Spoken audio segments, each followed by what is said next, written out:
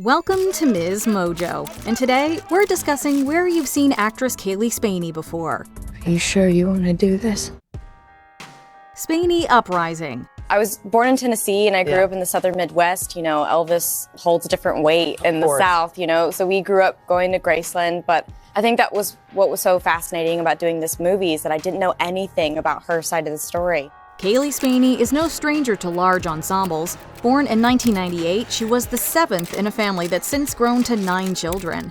Brought up in Springfield, Missouri, Spaeny performed at the Silver Dollar City Amusement Park, joined a cover band called NRG, and acted in a local youth theater. During the theater's 2014-15 season, she played Dorothy Gale in The Wizard of Oz, a role she rotated with Rachel Hake. Spaeny has cited The Wizard of Oz as one of her favorite movies, dressing as Dorothy 3 times for Halloween.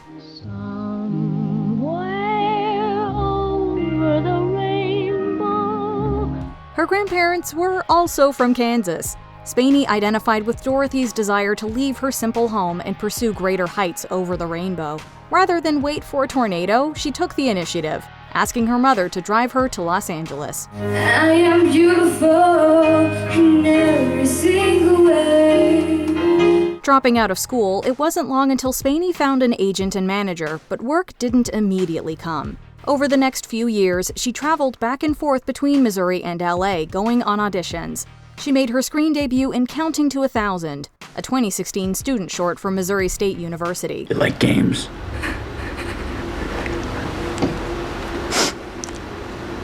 It's me, you, and your mommy out there, we're all gonna play a game.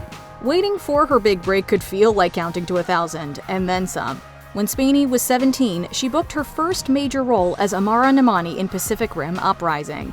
Suddenly, Spaeny went from the humblest of roots to starring alongside John Boyega in a multi-million-dollar production. While Pacific Rim Uprising wasn't the biggest critical or financial hit, the cast was generally praised, with Spaeny being singled out. I built her because one day they're gonna come back. The kaiju. And when they do, I'm not gonna be stuck waiting for someone else to come save my ass.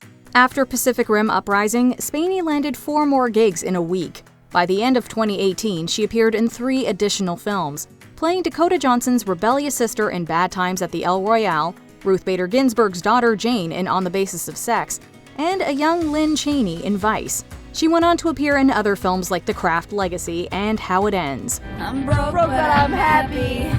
I'm poor, but I'm kind. Spaeny dominated the small screen as well, popping up as Erin McMenamin in Mayor of Easttown and Anna Eleanor Roosevelt in The First Lady. The miniseries Devs was an especially significant turning point for Spaeny, marking her first collaboration with creator Alex Garland. Garland kept Spaeny in mind while casting his dystopian thriller Civil War. She starred as Jessie Cullen, an ambitious young photojournalist who, like Spaeny, is originally from Missouri. Would you photograph that moment if I got shot? What do you think? Jessie becomes the protege of a senior photojournalist named Lee Grant, played by Kirsten Dunst. Mirroring their characters, Spaeny had always looked up to Dunst, seeing Spider-Man in theaters, wearing out the Jumanji VHS as a kid, and deciding to become an actress after seeing The Virgin Suicides. Hi.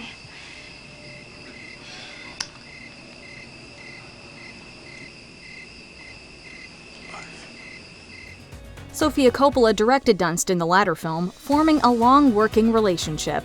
Around the same time Civil War began production, Coppola was developing an adaptation of Priscilla Presley's memoir. Hello? Priscilla, it's Terry. Oh, hi. Just got a call from Elvis asking if you could come over Friday. Really? Funnily, Spaeny previously auditioned for Coppola's unproduced Little Mermaid movie and her 2017 film The Beguiled. I won't be here much longer, Amy. Careful. Keep your stitches in a straight row.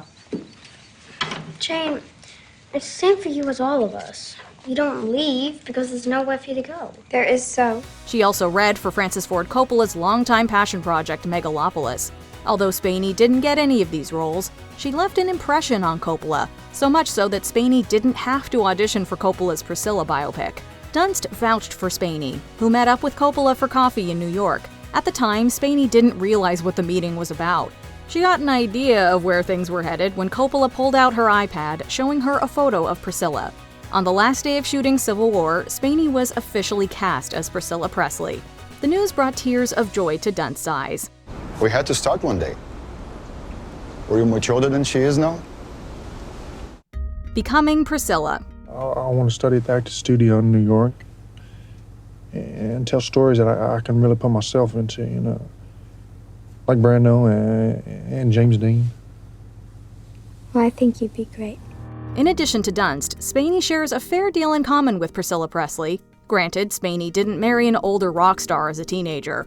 Like Priscilla Presley, though, it was clear from a young age that Spaeny was destined for a life beyond her hometown. Priscilla moved from West Germany to live with Elvis in Memphis when she was 17, the same age Spaeny was when she got cast in Pacific Rim Uprising. So how'd you like to go to Vegas?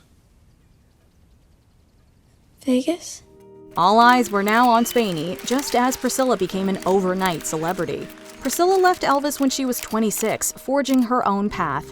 Likewise, Spaeny was now in her mid-20s and coming into her own as an actress. After several supporting performances, Spaeny took center stage in Priscilla. Despite these similarities, Priscilla would be a transformative experience for Spaeny. Outside of the hair, makeup, and wardrobe, Spaeny strived to embody Priscilla. Spaeny did so by looking at photos, watching home movies, and soaking up any interviews she came across. An old audio recording was particularly helpful, listening to it on repeat. What is it, baby? Hey, you driving? Yeah, man, of course. I'm on the damn bus. Just gonna miss you. While Priscilla would be tonally different from the Naked Gun movies, Presley's performance as Jane Spencer was also essential viewing. It didn't hurt that the real Priscilla Presley was an executive producer on the biopic, giving Spaeny advice. Perhaps the biggest challenge was portraying Priscilla from age 14 to her late 20s. This is what drew Coppola to Spaeny, believing she could convincingly evolve before the audience's eyes. Why didn't you ask for something more serious? It doesn't work like that. Although Priscilla was filmed out of order throughout an intense 30-day shoot, Spaeny never missed a beat in the titular role. Priscilla premiered at the 2023 Venice International Film Festival, where Spaeny was awarded the Volpe Cup for Best Actress.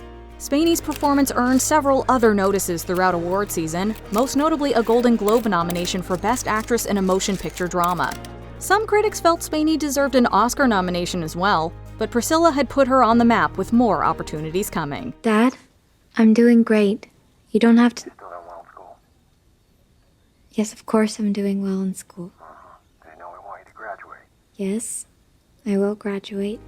Before we continue, be sure to subscribe to our channel and ring the bell to get notified about our latest videos. You have the option to be notified for occasional videos or all of them. If you're on your phone, make sure you go into your settings and switch on notifications.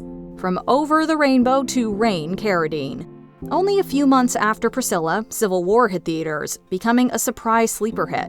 Spaény's most high-profile project yet came later that year when she played Rain Carradine in Alien Romulus. There's something in the water. What do you mean there's something in the water? I don't know, there's just something in the f***ing water. Spaeny once said she'd like to play the first victim in a horror movie. Romulus returned to the Alien franchise's horror roots, but Rain is more of a survivor in the spirit of Ellen Ripley. While Spaeny studied Sigourney Weaver's performance for inspiration, she was careful not to turn Rain into an Ellen Ripley clone, creating an action heroine for another generation. Spaeny took a year off after finishing Romulus, although she'd get back to work soon enough. Are you sure you want to do this? From biopics to blockbusters, Spaeny has exemplified a vast range before even turning 30. She'll continue to branch out in upcoming projects like Wake Up Dead Man, a Knives Out mystery, and the second season of Netflix's Beef. While a follow-up to Romulus hasn't been announced, director Fede Alvarez has some ideas. Given her theater background, we're eager for Hollywood to finally cast Spaeny in a movie musical. Wherever the yellow brick road takes her going forward, we can tell that Spaeny has only scratched the surface of the rainbow. Somewhere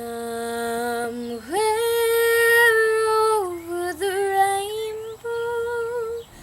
What role introduced you to Cailee Spaeny? Let us know in the comments.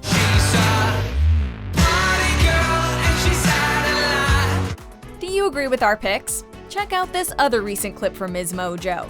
And be sure to subscribe and ring the bell to be notified about our latest videos.